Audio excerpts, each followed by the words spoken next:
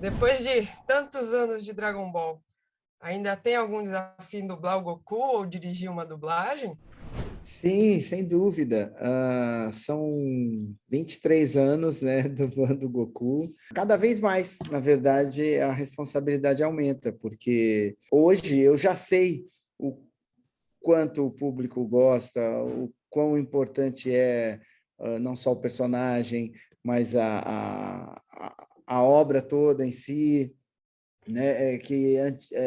Agora a gente tem um público de 35 anos e um público de 6 anos de idade, a expectativa que as pessoas têm em cima, então a responsabilidade aumenta. Então é diferente, sim, é sempre novo, é sempre com um friozinho na barriga. E dirigir também, né? Porque a gente tem que ter essa preocupação de manter as vozes clássicas, e no caso, por exemplo, agora do filme novo, que tem personagens novos, a ideia é pegar vozes que nunca dublaram nada em Dragon Ball. Até para o público que acompanha muito e que tem essa nostalgia, vai ser meio ruim, né? Você ouvir sei lá, num personagem, num vilão lá, a voz do Bardock, a voz do Raditz. Para quem é novinho, de repente não faz diferença, mas para o público que a gente sabe que acompanha, que gosta, que quer nostalgia, que quer continuar naquela mesma vibe, é importante vozes novas para esses personagens. Então, é diferente, é um desafio diferente. O filme, né, ele revisita diversos momentos assim da série, né? Momentos Aham. diferentes assim de Dragon Ball.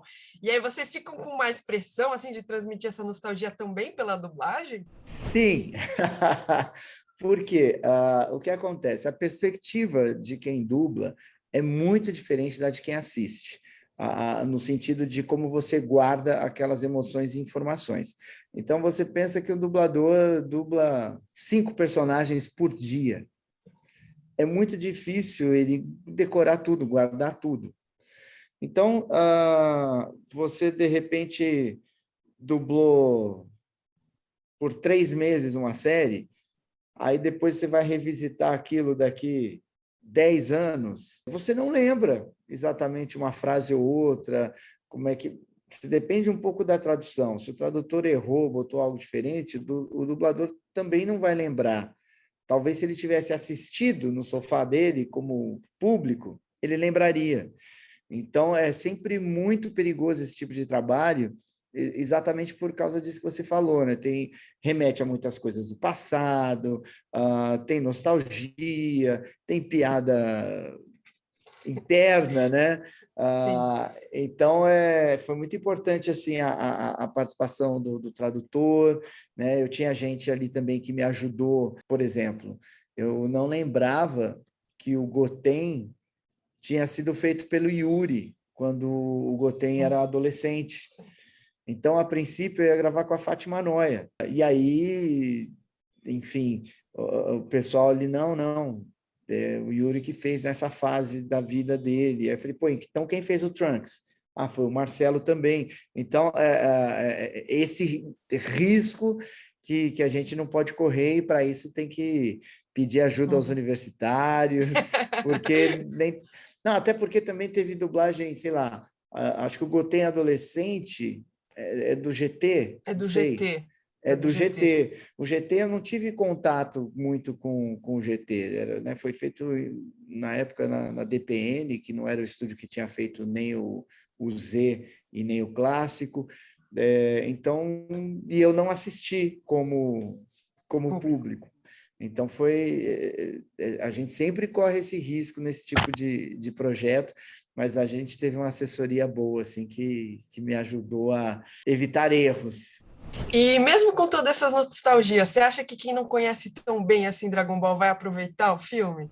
Eu acho que sim, porque, por exemplo, a minha mulher assistiu, e ela nunca assistiu muito Dragon Ball. Ela era mais do Cavaleiros e tal, e aí não assistiu Dragon Ball. E ela gostou do filme, né? Ah, Ela não vai então. pegar o mesmo número de pequenas informações e piadinhas que você pegou, mas acaba entendendo a história, né? Eu acho que está bem fácil de. Até porque é isso, né? Como eles pegaram uma história nova, né? Meio à parte, tem os personagens e tudo, mas é à parte. O começo explica muito bem, né, o que é cada coisa. Então, para quem não assistiu, consegue acompanhar a história e entender tudo sem ficar perdido, né, no vazio, no vácuo.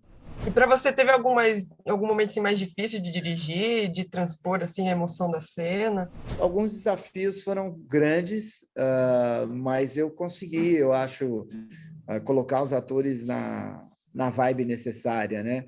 Então, vou tentar, que não pode dar muito spoiler aqui, né?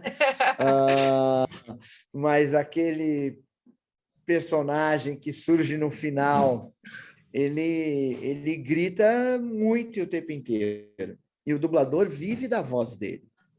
Então, você convencer ao ator que, ó, você não só vai ter que gritar, como você vai ter que gritar muito e de verdade para valer, é um pouco complicado, né? O Wagner Fagundes, que fez o Gohan, eu também coloquei uma baita pilha nele antes da gente começar a gravar, que falando, porra, o Gohan agora é a estrela, ele é o astro desse filme, e a galera tá esperando isso há anos, né? Os fãs no mundo inteiro esperam isso, e a história é assim, assim, assado, então ele tem que despertar o poder, e blá, blá, blá, blá. Então, num determinado momento, eu preciso que você vá para o teu máximo. E ele estava saindo de gripe, assim, estava meio rouquinho, mas Nossa. na hora do vamos ver, ele arrepiou, ele soltou todos os bichos de dentro dele. Mas isso é um dos trabalhos do diretor. Não é só na hora de gravar, você tem que ir preparando, às vezes, o ator psicologicamente para aquilo que você vai precisar lá na frente. Então, esses, assim, foram uns desafios que eu tive.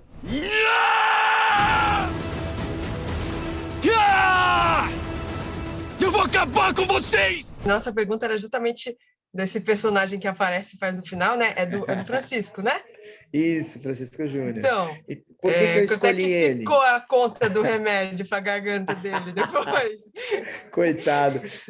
Eu escolhi ele por alguns motivos. Primeiro, porque a voz era compatível, ele tem voz para isso.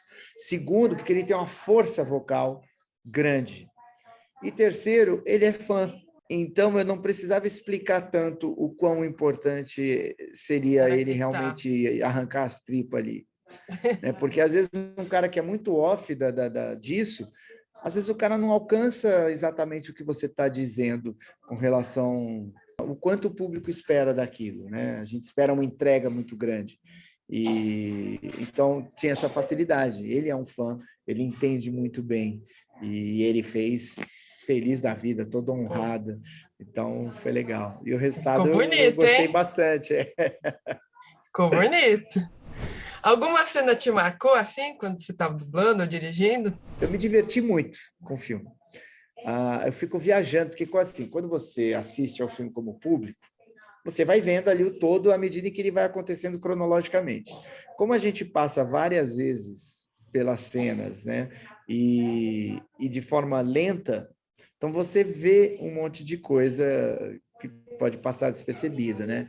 Então, poxa, o bonequinho do Magenta, pô, no carro dele tem um bonequinho dele no painel, né? Que nem aqueles cachorrinhos que ficam balançando a cabeça assim, tem um bonequinho dele.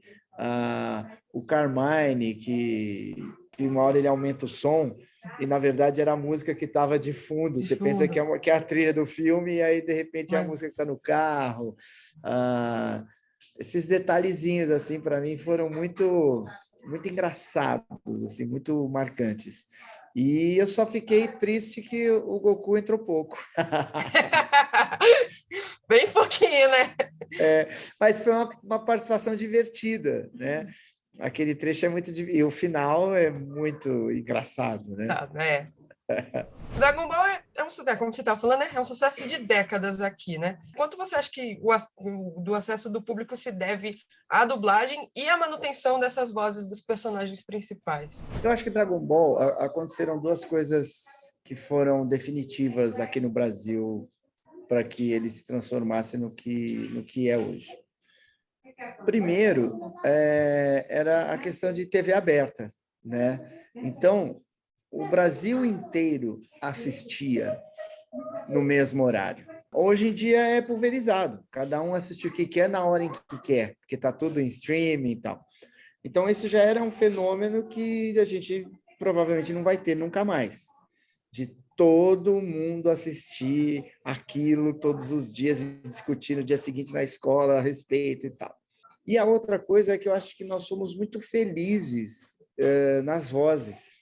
Então, o público aceitou demais a dublagem, as vozes. Então, foi uma conjunção de duas coisas que dificilmente vai acontecer assim com uma porcentagem tão grande, né?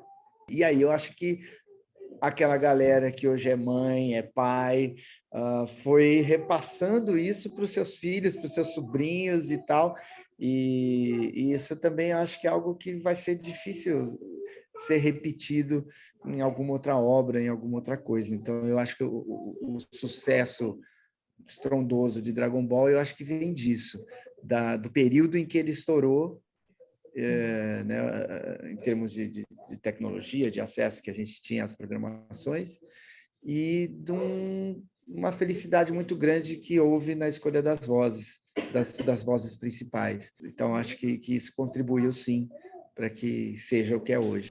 Numa luta entre o Gohan e o Goku, quem vence? O Piccolo até falou ali uma hora, né, sem querer dar spoiler, mas ele fala, a Pan pergunta, né, do tipo, meu pai, é verdade que meu pai é mais poderoso que o vovozinho e tal? Mas eu duvido, eu apostaria minhas fichas no Goku.